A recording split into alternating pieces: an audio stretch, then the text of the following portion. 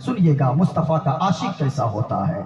एक नाई है जो लोगों की के सर के बाल को काटता है। जरा सुनना, वो नाई जब सुना ना मदीना कैसा है, पैसा इकट्ठा कर करके वो मदीना पहुंचा। जब मदीना देखकर आया, रातों दिन रोने लगा। इतना रोया, इतना रोता था, आंखें फूल गई थी, आंखें सूज गई थी। किसी ने आकर पूछा, ओ हाजी साहब, वो मदीना तो लोग देखने को तरसते गए, मैं रो रहा हूँ आपकी ज़ियारत नसीब हो गई है, क्योंकि सारे लोग गुंबदे खजरा को देखने आते गए और मैंने तो साहिबे गुंबदे खजरा को देखा गए।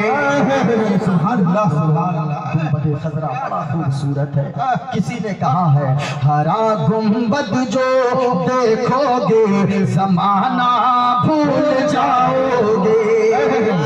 पूरा मजमा, अब मैं मंत्र पढ़ने वाला हूँ, मेरा ज़हन बनाए, पूरा मजमा मेरे साथ मिलकर पढ़िएगा। जितने मर्द बैठे हैं हाथों को लहरा कर पढ़िएगा, भूल जाओगे। हरा गुंबद जो देखोगे ज़माना भूल जाओगे। जरा सुनिएगा, ये मेरे हाथ में, ये गुंबदे खजरा को तसव्वुर में बसाए और झूम कर सारा मजमा पढ़े मेरे साथ मिलकर, और इस नीयत से पढ़े, कोई सुने न सुने, मदीने वाले मुस्तफा जरूर सुन रहे हैं। हरा गुंबद जो देखोगे ज़माना भूल जाओगे। आए मुश्तक, हरा गुंबद जो देखोगे ज़माना भूल जाओगे। अच्छा, ये उलमा तशरीफ फरमा है। अगर उलमा भी बोल दें रात के 2 बजे तकरीर करना आसान है, तकरीर सुनना बड़ा मुश्किल काम होता है। आप सुन रहेगा, ये बहुत बड़ी बात है। ये उलमा तशरीफ रखते गए, जरा सुनिएगा। अगर उलमा नवाज दें तो फिर मैं शुक्रगुजार रहूंगा। आप भी बोलेंगे, हाथों को लहरा कर बोलिएगा, हरा गुंबद जो देखोगे ज़माना भूल जाओगे। हरा गुंबद जो देखोगे ज़माना भूल जाओगे। अगर तय पाक जाओगे, अगर तय पाक जाओगे तो आना भूल जाओगे। अगर तय पाक जाओगे तो आना भूल जाओगे। अगर तय पाक जाओगे तो आना भूल जाओगे। ओम पूर्वेदम पूर्वेदम पूर्णात् पूर्णमदच्यते पूर्णमदाय पूर्णमशिष्यते। ओम शांति शांति शांति शांति। एको देवा सर्वभूतेषु गूढ़ः सर्वभूतान्तरात्मा कर्माध्यक्ष साक्षी चेता केवलो गणेश्यं चरणं शीशमनं शशांकं चरणं शीशमनं पर्वतं चरणं शीशमनं गंगाजलं स्नानं पंडितं गौदानं स्वाहा।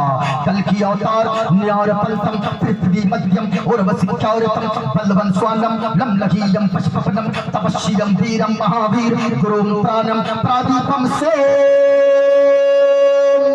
विश्वेशं स्वरूपम् अस्मा सुकुमारोहादेव जगतपति असिना साधु अष्ट आश्चर्य गुणवती गिरी गिनील गंगा अति ज्योति मैत्रकशं नतमस्तक भूमिष्ठं प्रभु गुणगानम नाथ गुरीता लीड गच्छदीर प्राक्रम पवित्रम गंगा स्नानम अति पवित्रम पवित्रम पवित्रम। और एक याद रखना लोगों, आज दुनिया जिसे कबीर दास के नाम से जानती है, वो कबीर दास जब लोगों को पैगाम देते गए तो वो कबीर दास कहते गए, नहाए धोए क्या हुआ, नहाए धोए क्या हुआ, जो मन मैल न जाए और नीम सदा जल में रहे, धोए पास न जाए कभी भी, धोए पास न जाए। और कबीर दास ने आगे जो लिखा, कहा लोगों पूरा जो देखन मैं चला, पूरा जो देखन मैं चला, पूरा न मिलिया को, और जो मन देखा मुझसे बुरा ना कोई कहीं भी, मुझसे बुरा ना कोई। और माटी करे कुम्हार से, माटी करे कुम्हार से, तू क्या रोते मोए। और एक दिन ऐसा आएगा, एक दिन ऐसा आएगा, मैं रोंदूंगी तो रे लोगों, मैं रोंदूंगी तो। और संगत कीजिए ज्ञान की, संगत कीजिए ज्ञान की, कभी न निष्फल हो। और लोहा पारस पर सटे, सो भी कंचन हो, कबीरा सो भी कंचन हो।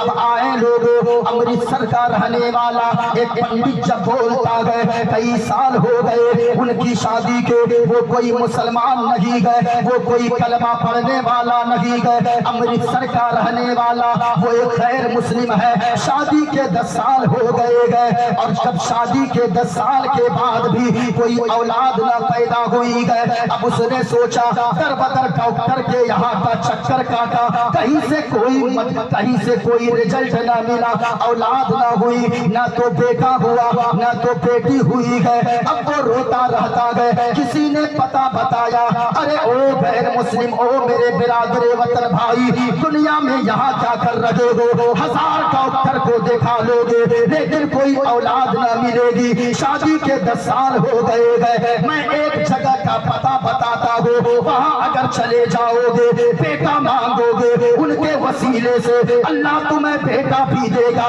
बेटी मांगोगे, उनके वसीले से अल्लाह तुम्हें बेटी भी अता फरमाएगा।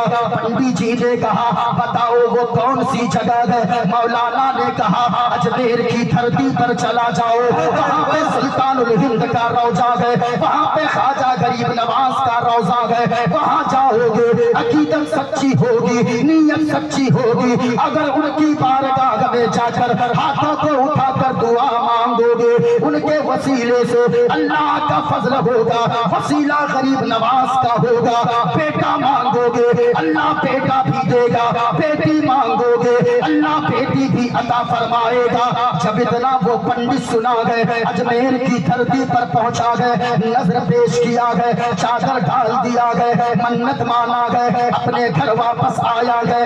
1 साल गुजरा गए। 1 साल के बाद घर में बच्चे की किलकारी गूंजी है, अल्लाह ने एक बेटा अता फरमाया है। अब जरा सुनना लोगों, वो पंडित जब चला गए, दूसरे साल गरीब नवाज के चौखट पे पहुंचा गए और वो पंडित कहता है कृपा करो अभिनायर ज्ञानी, कृपा करो अभिनायर ज्ञानी, सुंदर रोजा हसन तुम्हारी, कृपा करो अभिनायर ज्ञानी, सुंदर रोजा हसन तुम्हारी, सुंदर सररी मनोहर मंगल आसी रम परना सिमगमद।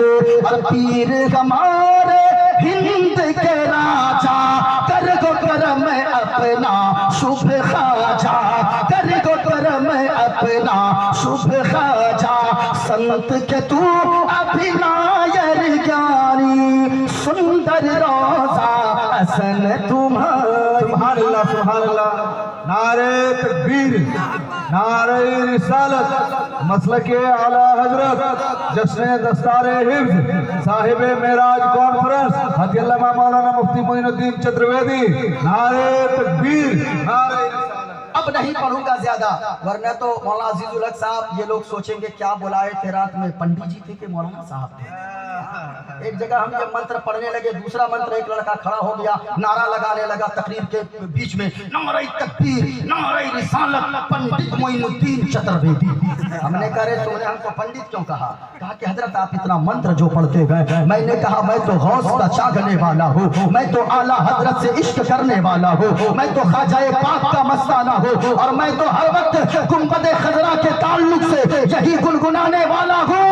हरा गुंबद जो देखोगे जमाना भूल जाओगे। याद करके जाएं। ताकि यहाँ से जाएं जबान पर गाना नहीं बल्कि मुस्तफ़ा की मोहब्बत का तराना जारी हो। वरना तो हालत ये हो गई है, आजकल देखिएगा इन नौजवानों को यहाँ जलसे में बोले यहाँ नहीं बोलेंगे, और देखिएगा इनको ये जाएगा सैलून, ये अजीब अजीब कट कटवाता है आजकल एक कट चला है, इधर भी साफ इधर भी साफ इधर भी साफ, और बीच में रखेगा ऐसे, हाँ ऐसे रखेगा, एकदम लाल कर लेता है, और लाल ही नहीं करता गए बल्कि बिल्कुल एकदम खड़ा कर लेता गए, लगता है पेट का सारा गैस इधरे से निकल रहा है। मैं कहना चाहूंगा लोगों, ये हंसने की बातें नहीं गए, कभी आपने सोचा है क्या? आप तो अपने आप को आशिक़े रसूल कहते हो, आप तो अपने आप को हौस का दीवाना कहते हो, आप तो अपने आप को ख्वाजा का मस्ताना कहते हो, लेकिन सच्ची बताना दिल पे हाथ रखे, क्या किसी आशिक़े रसूल का चेहरा ऐसा होता गया? क्या किसी हौस के दीवाने का कटिंग ऐसा होता गया? नहीं प्यारे, याद रखना आप तो आशिक़े मुस्तफ़ा हो, आपका चलना बताना चाहिए ये मुस्तफ़ा का दीवाना चल रहा है, आपका बोलना बताए ये मुस्तफ़ा का दीवाना बोल रहा है, आपकी रफ्तार बताए ये मुस्तफ़ा का दीवाना चल रहा है, आपकी गुफ्तार बताए ये मुस्तफ़ा का दीवाना बोल रहा है। ए लोगों, आपका पहनावा और लिबास बताए ये मुस्तफ़ा का दीवाना जा रहा है। ए लोगों, आप तो इमाम हुसैन से मोहब्बत करने वाले हो, इमाम हुसैन ने करबला के मैदान में अपने चाहने वालों को एक पैगाम दिया था, ओ मेरे चाहने वालों, याद रखना अगर तुम सच्चे हुसैनी हो, अगर तुम सच्चे हुसैन से मोहब्बत करने वाले हो तो जान चाहे तो दे देना, लेकिन मुस्तफ़ा की शरीयत के खिलाफ किसी काम से कभी समझौता नहीं करना। क्या कहना है, वाह सुभान इमाम हुसैन ने पैगाम दिया है, लेकिन मैं कहना चाहूंगा याद करके जाएं ताकि यहाँ से जाएं आपकी जबान पर गाना नहीं बल्कि मुस्तफ़ा की मोहब्बत का तराना जारी हो। सुभान अल्लाह, बेशक माँ बहनों आप भी याद करके जाओ, वरना तो माँ बहनें आज झाड़ू लगाती है, पोछा लगाती है, हमारी माँ बहनें हमारे इलाके में गाती है अपने बच्चों को गोद में लेके, आरे आबा पारे आबा नदिया किनारे आबा सोने के कटोरिया में दूध भात लेते आबा बाबू के मुंह में घुटूस। लेकिन मैं कहना चाहूंगा, अच्छा इसमें भी इन लड़कों का कसूर है। जानते हैं ये लड़के जाएंगे दिल्ली, ये जाएंगे मुंबई, ये जाएंगे कोलकाता, वहां से आएंगे 10,000 बचाकर, जैसे ही बंगा ये मालदा उतरेंगे या कटिहार उतरेंगे, एक दुकान में जाएंगे, अब वहां से 20 इंची 30 इंची 40 इंची लेंगे, दीवार पे लाके ठोक देंगे और कहेंगे बीवी ये लो तेरे लिए मैंने लाया बड़ी सी टीवी,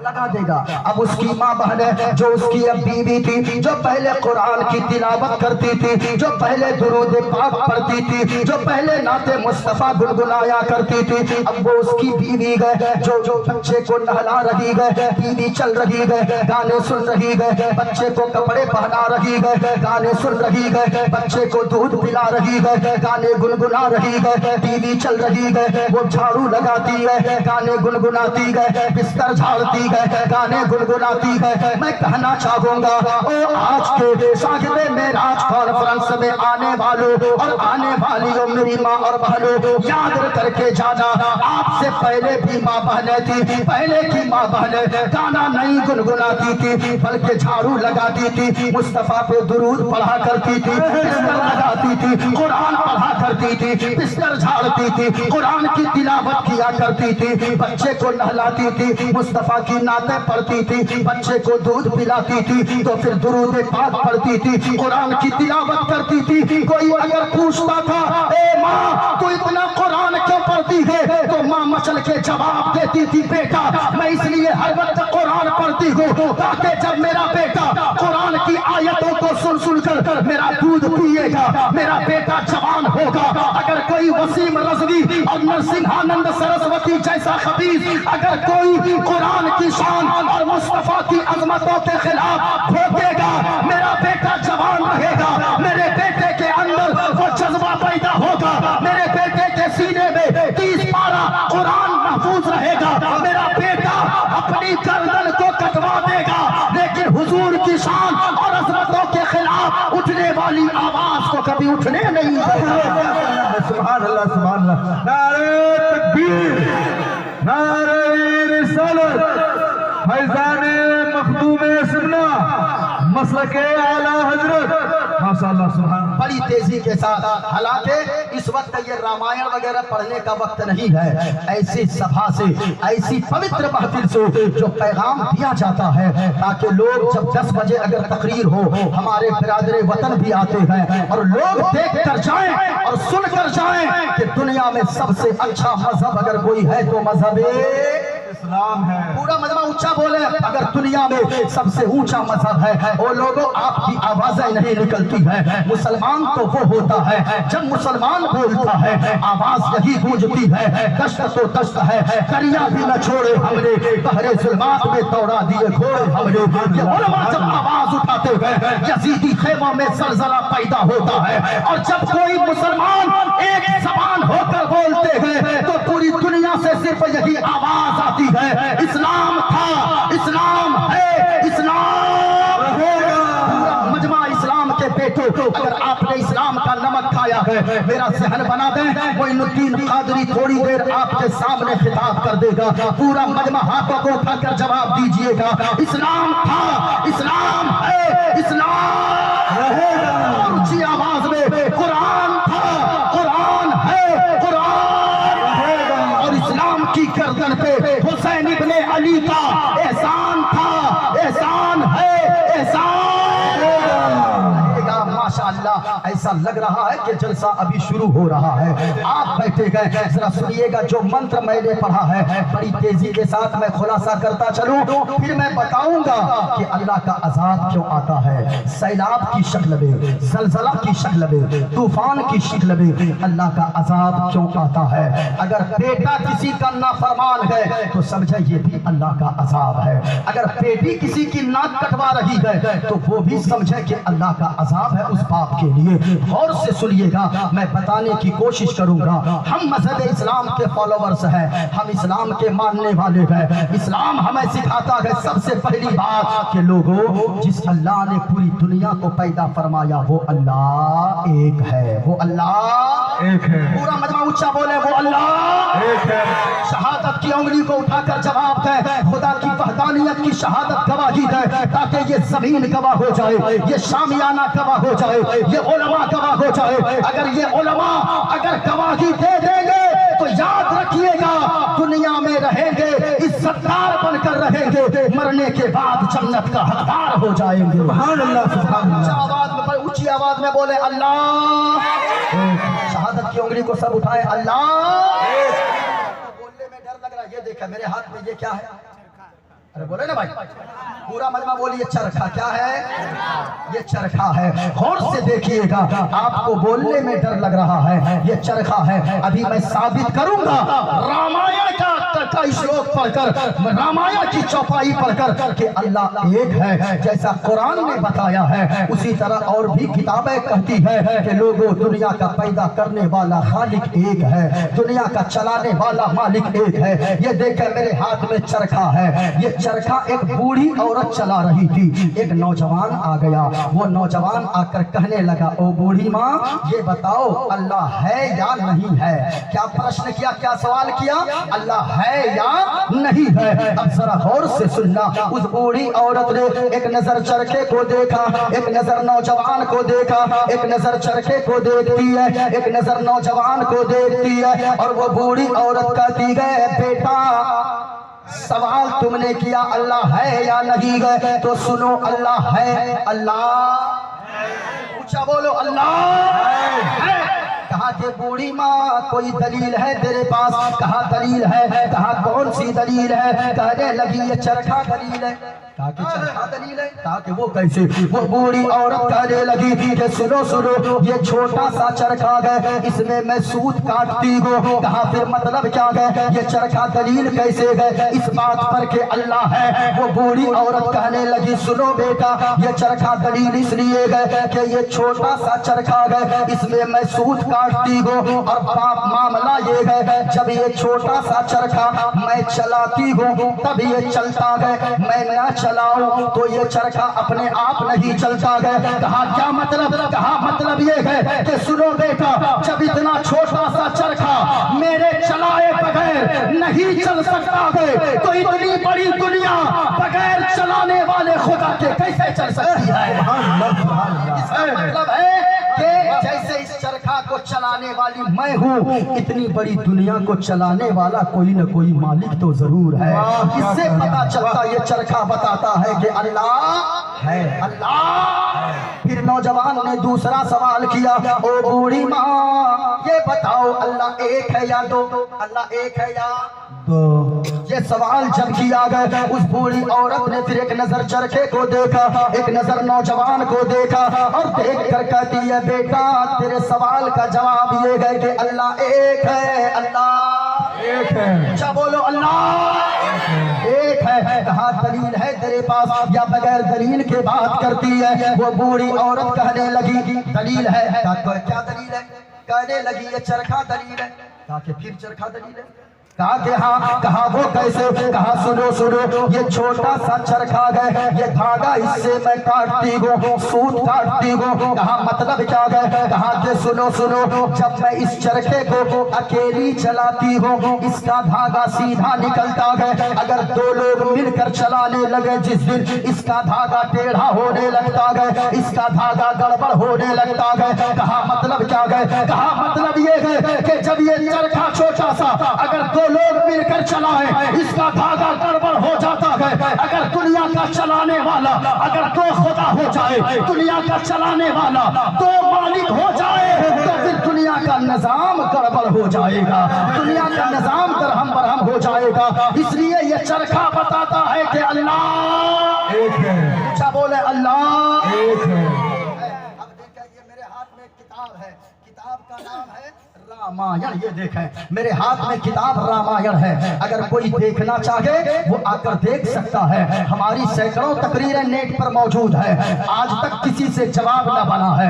ये देखें मेरे हाथ में किताब रामायण है, रामायण में खुदा का तसव्वुर क्या बताया गया है। अब जरा देखें, उलमा से पूछें, इन हुफ़ाज़े कुरान से पूछें कि अल्लाह का तसव्वुर क्या है, ये बताएंगे। कहेंगे सूरह इखलास पढ़ो कुरान में, कुरान कहता है बिस्मिल्लाहिर्रहमानिर्रहीम, कुल हुवल्लाहु अहद अल्लाहुस समद लम यलिद व लम यूलद व लम यकुल लहू कुफुवन अहद। सुभान अल्लाह। बताएंगे क्या माना है कुल। ए महबूबा फरमा दीजिए, अल्लाह एक है। कुरान कहता है अल्लाह एक है, पाक है, बेऐब है, न माँ है, न बाप है, न औलाद है। जो इन चीजों से पाक पवित्र साफ है वही हम सबका खुदाए पाक है। सुभान अल्लाह, सुभान अल्लाह।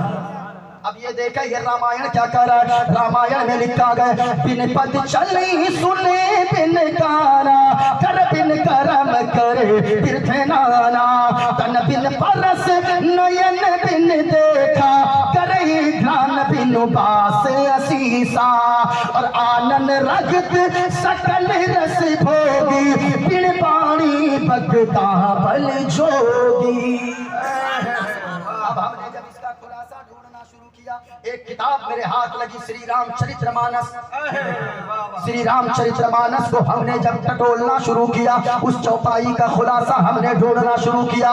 पेज नंबर 130 पर मैं पहुंचा, पढ़ते पढ़ते तो हमें वही मंत्र नजर आया। रामायण का जो बालकांड में लिखा था उसका तर्जमा यहाँ लिखा गया। कहा मतलब क्या है? कहा खुदा का तसव्वुर क्या है? कहा बिन पद चली सुने बिन काना। कहा लोगों अल्लाह वो है, ये श्री रामचरितमानस कह रही है, ये रामायण कह रहा है कि बिन पद चली सुने बिन काना। कहा लोगों अल्लाह वो है जो चलता है लेकिन हमारे आपकी तरह पाँव नहीं है। अल्लाह वो है जो देखता है हमारी तरह आंखें नहीं है। अल्लाह वो है जो सुनता है लेकिन कान नहीं है हमारी तरह। अल्लाह वो है जो पकड़ता है और बड़ा सख्त पकड़ता है लेकिन हमारे तरह हाथ नहीं है। कहा क्या मतलब? कहा कि सुनो, जो पाँव से पाक, जो हाथों से पाक, जो कान से पाक, जो आंखों से पाक, जो जबान से पाक, जो माँ से पाक, जो बाप से पाक, जो औलाद से पाक, जो इन चीजों से जिस्मो जिस्मानियत से पाक पवित्र साफ है, वही हम सबका खुदाए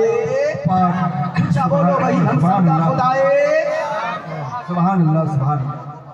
चीजें हैं, लेकिन सुनिएगा, मैंने जो वादा किया है, सबसे अच्छा मजहब अगर कोई है तो मजहब इस्लाम। ऊंचा बोले, मजहब इस्लाम। इस्लाम है। जरा गौर से सुनना प्यारे, मेरी बातें इधर उधर ना निकल जाए।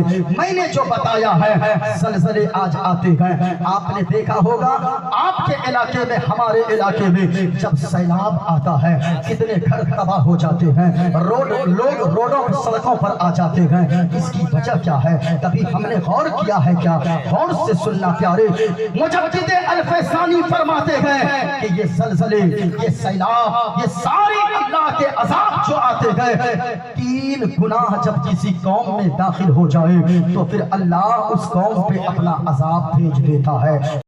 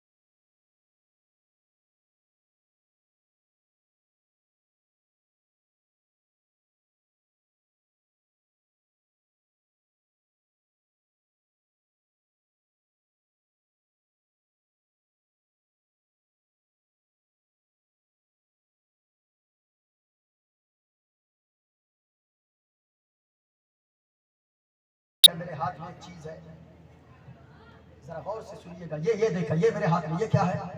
फुटबॉल। अरे ये परवाना साहब को उठाओ भाई कोई। जी ए परवाना भाई। ओ परवाना, परवाना साहिब, अरे वाह भाई, जरा सुनना प्यार। ये देखा मेरे हाथ में ये क्या है? अरे बोलो ना भाई, फुटबॉल। क्या बोले? जरा झूम कर बोले, क्या है? फुटबॉल। फुटबॉल है। आज रोना रोते हो कि हम मारे जा रहे हैं। जरा गौर से सुनना, पैगाम लेकर जाना। मोइनुद्दीन कादरी का जब जहन बना है तो मैं बोल दूं, मैं दर्द दिल बयान कर रहा हूं। एक मैदान में कुछ लोग फुटबॉल खेल रहे थे, सब लोग पांव से मार रहे थे फुटबॉल को। एक नौजवान आ गया चचा के पास, एक चचा जान से पूछने लगा, चचा जान इस फुटबॉल की गलती क्या है, इस गेंद की गलती क्या है जो लातों लात लोग मार रहे हैं? कोई दायां पांव से मारते हैं, कोई बायां पांव से मारते हैं। इस फुटबॉल की गलती क्या है जो लोग लाते लात मारते हैं? तो उस नौजवान के चचा ने जो जवाब दिया था, कहा ओ नौजवान, इस फुटबॉल की गलती सिर्फ इतनी है कि ये फुटबॉल अंदर से खाली है। फुटबॉल अंदर से खाली है, खाली है। क्या मतलब? कहा इसके अंदर सिर्फ हवा भरी है। अगर इसके अंदर कोई भारी भरकम चीज होती तो कोई माई का लाल इसमें पांव लगाने की जसारत और हिम्मत न करता। ए मुसलमान, यही वजह है आज रोना रोते हो हम मारे जा रहे हैं। याद रखना, अगर इस फुटबॉल की तरह अगर खाली रहोगे, अंदर से शिक्षा से खाली रहोगे, तो इसी फुटबॉल की तरह पांव की ठोकर से उड़ा दिए जाओगे। शिक्षा के मामले में अपने आप को मजबूत कीजिए, किसी में हिम्मत नहीं होगी आपको पांव लगाने की। आपने क्या समझा है? जरा सुनिएगा, एक और चीज मैं आपके सामने मैं रख दूं, और से मेरी तरफ देखिए और जरा सुनिए। जरा ये देखें, आज लोग रोना रोते हैं, हम मुसलमान होने की वजह से मारे जा रहे हैं। लोगों बच्चों को पढ़ाइए, आप कहते हो मेरे पास पैसे नहीं है। ये देखें, आज लोग कहते हैं ये इसको क्या कहते हैं? इसको मक्खी। ये क्या है? अरे बोलो ना भाई, ऊंचा बोलो, क्या है? मक्खी इसको बोली जाती है। ये मक्खी कहाँ पाई जाती है? हमारे घरों में। इस मक्खी को कोई पालता नहीं है। आज मुसलमान होने की वजह से कहते हो हम मारे जा रहे हैं। क्यों मारे जा रहे हो? ये मक्खी देखे, मक्खी, ये मक्खी हमारे घरों में, आपके घरों में पाई जाती है। इस मक्खी को लोग क्या करते गए? जिसने देखा, मौलाना अजीजुल साहब ने देखा, मौलाना फला साहब ने देखा, किसी ने डंडे से मारा, किसी ने हाथों से मारा, किसी ने पंखे से मारा, किसी ने गमछे से मारा, किसी ने रुमाल से मारा, किसी ने हाथों से मारा। इस मक्खी को जहां देखा वहीं मारा, जिस चीज से देखा उसी चीज से मारा इस मक्खी को। लेकिन एक मक्खी ये भी है, इसे क्या कहते हैं? मधुमक्खी। मधुमक्खी। इस मधुमक्खी को कोई मारता नहीं है। कभी सोचा गया लोगों को, इस मक्खी को तो लोग पालते गए। कभी देखना सरसों के खेतों में वो डब्बे में पालते गए, वो एक बॉक्स में पालते गए। इसकी वजह क्या है? ओ इंसान, वजह क्या है? ये मक्खी, मक्खी ये भी है, मक्खी ये भी है, ये मारी जाती है, ये पाली जाती है। इसकी वजह क्या है? वजह ये है, इस मक्खी को लोग बोझ समझते हैं, इसलिए किसी ने डंडे से मारा, किसी ने हाथों से मारा, किसी ने पंखे से मारा, किसी ने रुमाल से मारा, किसी ने गमछे से मारा। इस मक्खी को लोग बोझ नहीं समझते हैं, इस मक्खी को लोग पालते गए क्योंकि लोग जरूरत समझते गए। क्या मतलब? ये मक्खी शहद देती है। याद रखना, मक्खी ये भी है, मक्खी ये भी है, ये मारी जाती है, ये पाली जाती है। आप कहते हो हम मुसलमान होने की वजह से मारे जा रहे हैं। मुसलमान हम और आप भी है। मुसलमान डॉक्टर अबुल कलाम भी थे, लेकिन डॉक्टर अबुल कलाम दुनिया से चले गए। उसकी कब्र पे कोई बगैर फूल लिए नहीं जाता है, चप्पल पहनकर नहीं जाता है। इसकी वजह क्या है? वो भी मुसलमान, हम भी मुसलमान, हम मारे जा रहे हैं, वो पाले जा रहे हैं। वजह ये है, हमने इस मक्खी की तरह जिंदगी गुजारी है, बोझ बनकर। और अबुल कलाम ये इस मक्खी की तरह जरूरत बनकर उन्होंने जिंदगी गुजारी है। लोगों, शिक्षा के मामले में आगे बढ़ो, बोझ बनोगे, मारे जाओगे, जरूरत बनोगे तो फिर पाले जाओगे। अल्लाह, नारे तकबीर, नारे रिसालत, नारे रिसालत, मजहबे इस्लाम, मजहबे इस्लाम। माशाअल्लाह, बहुत बहुत बहुत। इसलिए बोझ नहीं, जरूरत बनो। जरूरत अगर बनेंगे, आज लोग कहते मेरे पास पैसे नहीं, शिक्षा के मामले में बच्चों को कैसे पढ़ाऊंगा? झूठ मत बोलो। मैं कहता हूँ 50 रुपए के गुटके खाकर थूक देने वाली कौम, 100 रुपए की चाय और पान खा लेने वाली कौम, ये कौम कहती मेरे पास पैसे नहीं है। झूठ मत बोलिए, अगर 100 रुपए के गुटके नहीं खाओगे मर नहीं जाओगे। वही 100 रुपए अगर बचाओगे 3000 रुपए महीने के बचेंगे, अपने बच्चे को अच्छे कॉलेज और अच्छे स्कूल अच्छे मदरसे में पढ़ा सकते हो। हाँ, इसलिए साहिब, इसलिए याद रखें, मैं जितनी बातें आपसे, कितने लोग हैं, कितनी बुराइयां कौम में दाखिल होती है जो अल्लाह अपना अजाब भेजता है। ऊंचा बोलो, कितनी बुराइयां, ऊंचा बोले कितनी, तीन बुराइयां। पहली बुराई, जहां के लोग बेनमाजी हो जाते हैं, वो साहिब नमाज की पाबंदी कीजिए। बगैर नमाज को छोड़े, एक डॉक्टर अगर चाहता हम कामयाब हो जाएं, मेरे हाथ में अल्लाह शिफा दे दे, तो फिर डॉक्टर नमाज की पाबंदी करे। एक बच्चा अगर चाहता पढ़ने वाला कि हम कामयाब तालिबे इल्म बन जाए, हर इम्तिहान में पास हो, उसे नमाज की पाबंदी करनी होगी। एक खतीब अगर चाहता है कि हम अच्छे खतीब बन जाएं, उसे नमाज की पाबंदी करनी होगी। बगैर नमाज को छोड़े कुछ नहीं होने वाला।